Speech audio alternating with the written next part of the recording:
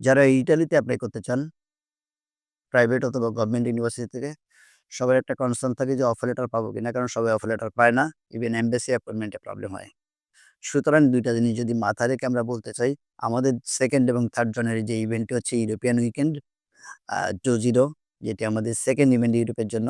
So এই ইভেন্টটি হচ্ছে আমাদের পিনাকেলের সবচেয়ে বড় ইভেন্ট। সকাল ৯ টা থেকে রাত ৯ টা পর্যন্ত। শুক্র এবং শনিবার রেখেছি যেন অনেকে চাইলে গার্জিয়ান সহ আসতে পারে। সো এইদিন যেটা হবে যে আমাদের ইতালি ইউনিভার্সিটিগুলার রিপ্রেজেন্টেটিভ সরাসরি উপস্থিত থাকবেন।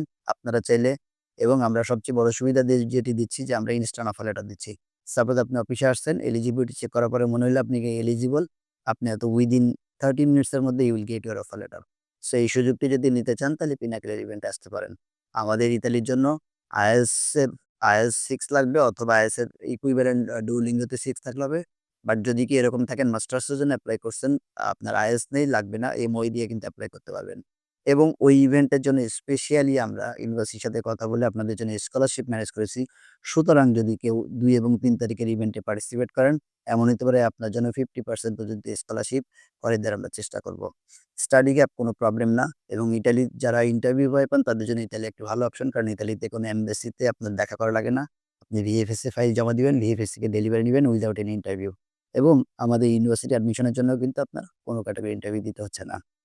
পাশাপাশি থাকছে যে আপনার সার্ভিস চার্জের উপর 100% পর্যন্ত ডিসকাউন্ট কুপন।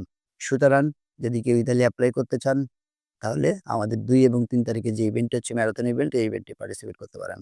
কষ্ট করে যারা দেখছিলেন তাদেরকে ধন্যবাদ জানিয়ে আজকের সেশনটা এখানে শেষ করছি। আল্লাহ হাফেজ।